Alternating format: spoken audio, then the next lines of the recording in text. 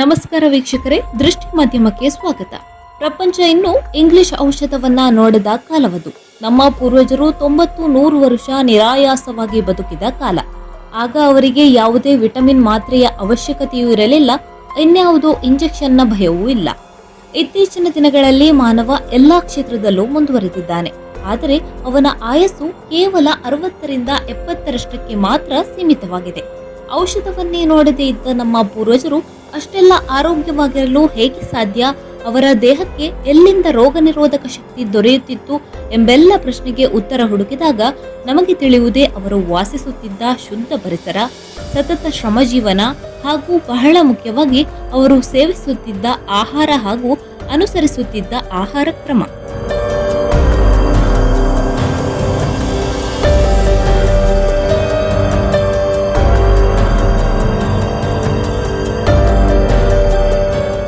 ಬಂಧುಗಳೇ, ಒಮ್ಮೆ ನಿಮ್ಮ ಮನೆಯಲ್ಲಿರುವ ಅಜ್ಜ ಅಥವಾ ಅಜ್ಜಿಯರೊಂದಿಗೆ ಅವರು ತಮ್ಮ ಬಾಲ್ಯದಲ್ಲಿ ಅನುಸರಿಸುತ್ತಿದ್ದ ಆಹಾರ ಕ್ರಮದ ಬಗ್ಗೆ ವಿಚಾರಿಸಿ ನೋಡಿ. ಆಗ ಬಹುತೇಕರು ಹೇಳುವ ಮಾತು, ನಮ್ಮ ಕಾಲದಲ್ಲಿ ಈಗಿನ ತರಹದ ಯಾವುದೇ ರೀತಿಯ ಜಂಕ್ ಫುಡ್ ಇರಲಿಲ್ಲ, ಯಾವುದೇ ಬೇಕರಿ ತಿಂಡಿ ತಿನಿಸು ಕಂಡಿರಲಿಲ್ಲ. ನಾವು ಕೇವಲ ಬೇಯಿಸಿದ ಗೆಡ್ಡೆಗೆಣಸು, ಸ್ವತಃ ಗದ್ದೆಯಲ್ಲಿ ಬೆಳೆದ ಅಕ್ಕಿಯ ಗಂಜಿ ಊಟ, ಬಿಸಿ ರಾಗಿ ಮುದ್ದೆ ಹಾಗೂ ಮನೆಯ ಅಕ್ಕಪಕ್ಕದಲ್ಲಿ ಸಿಗುವ ಹಣ್ಣು ಹಂಪಲು ಇದು ನಮ್ಮ ದಿನನಿತ್ಯದ ಆಹಾರವಾಗಿತ್ತು ಎಂಬುದಾಗಿರುತ್ತದೆ. ಈ ರೀತಿಯ ಆಹಾರಗಳೇ ನಮ್ಮ ಪೂರ್ವಜರ ದೇಹದ ಹೆಚ್ಚಿನ ಶಕ್ತಿಗೆ ಹಾಗೂ ಆಯಸ್ಸಿಗೆ ಕಾರಣವಾಗಿದೆ. ಇಂದು ನಾವು ಅದೇ ತರಹದ ನಮ್ಮ ದೇಹದ ರೋಗ ನಿರೋಧಕ ಶಕ್ತಿ ಹೆಚ್ಚಿಸುವ ಹಾಗೂ ಹಲವಾರು ಆರೋಗ್ಯದ ಸಮಸ್ಯೆಗಳ ವಿರುದ್ಧ ಹೋರಾಡುವ ಒಂದು ಸಣ್ಣ ಹಣ್ಣಿನ ಬಗ್ಗೆ ತಿಳಿಯೋಣ ಬನ್ನಿ.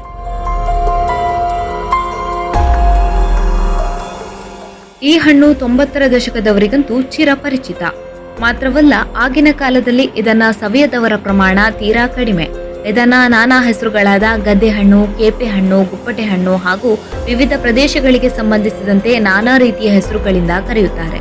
ಈ ಹಣ್ಣು ರಸ್ತೆಯ ಬದಿಗಳಲ್ಲಿ, ಬೆಟ್ಟಗುಡ್ಡಗಳಲ್ಲಿ, ಖಾಲಿ ಜಾಗದಲ್ಲಿ ಹೇರಾಳವಾಗಿ ಕಾಣಸಿಗುತ್ತದೆ. ವಿದೇಶದಲ್ಲಂತೂ ಈ ಹಣ್ಣುಗಳಿಗೆ ಬಹು ಬೇಡಿಕೆ ಇದೆ.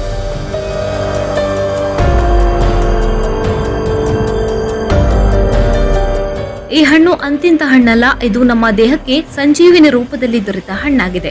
ಇದನ್ನ ಸೇವಿಸೋದ್ರಿಂದ ನಮ್ಮ ದೇಹದಲ್ಲಿ ಬಿಳಿ ರಕ್ತ ಕಣ ಹೆಚ್ಚಾಗಿ ರೋಗ ನಿರೋಧಕ ಶಕ್ತಿ ದುಪ್ಪಟ್ಟುಕೊಳ್ಳುತ್ತದೆ. ಈ ಗಿಡದ ಎಲೆಯ ಕಷಾಯ ಕುಡಿಯೋದ್ರಿಂದ ದೇಹದ ರಕ್ತ ಶುದ್ಧೀಕರಣಗೊಳ್ಳುತ್ತದೆ. ಇದರಲ್ಲಿರುವ ಬೀಟಾ ಕ್ಯಾರೋಟಿನ್ ಅಂಶ ವಿಟಮಿನ್ ಎ ಆಗಿ ಪರಿವರ್ತನೆಗೊಂಡು ನಮ್ಮ ಕಣ್ಣಿನ ದೃಷ್ಟಿ ಹಾಗೂ ಕಣ್ಣಿನ ಹಲವಾರು ಸಮಸ್ಯೆಗೆ ಪರಿಹಾರ ಒದಗಿಸುತ್ತೆ. ಮಾತ್ರವಲ್ಲ, ಆಂಟಿ ಆಕ್ಸಿಡೆಂಟ್ ಇರೋದ್ರಿಂದ ಚರ್ಮದ ಅನೇಕ ಸಮಸ್ಯೆಗಳಿಗೆ ಹಾಗೂ ಹೊಳೆಯುವ ಚರ್ಮವನ್ನ ನೀಡುವ ಶಕ್ತಿಯನ್ನ ಹೊಂದಿದೆ.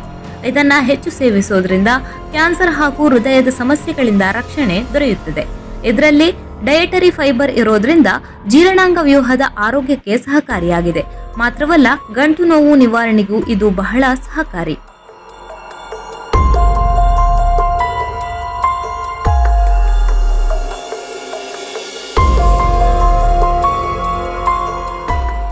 ಬಂಧುಗಳೇ, ನಮ್ಮ ದೇಹಕ್ಕೆ ಇಷ್ಟೆಲ್ಲ ಉಪಯುಕ್ತವಾಗಿರುವ ಈ ಹಣ್ಣನ್ನ ಆರಾಮದಾಯಕವಾಗಿ ಸೇವಿಸಬಹುದು. ಆದರೆ ಈ ಹಣ್ಣಿನ ಸುತ್ತ ಇರುವ ರಕ್ಷಾ ಕವಚ ಸ್ವಲ್ಪ ಮಟ್ಟಿಗೆ ವಿಷಯುಕ್ತವಾಗಿರೋದ್ರಿಂದ ಇದನ್ನ ಜಾಗೃತ ವಹಿಸಿ ಎನ್ನುತ್ತಾ ಈ ಮಾಹಿತಿ ನಿಮಗೆ ಇಷ್ಟವಾಗಿದೆ ಎಂದು ಭಾವಿಸುತ್ತಾ ಇನ್ನೂ ಹೆಚ್ಚಿನ ಮಾಹಿತಿಗಳಿಗಾಗಿ ನಮ್ಮ ಚಾನೆಲ್ ಅನ್ನ ಸಬ್ಸ್ಕ್ರೈಬ್ ಮಾಡಿ ಪ್ರೋತ್ಸಾಹಿಸಿ. ಪ್ರಯತ್ನ ನಮ್ಮದು, ಬೆಂಬಲ ನಿಮ್ಮದು. ಧನ್ಯವಾದಗಳು.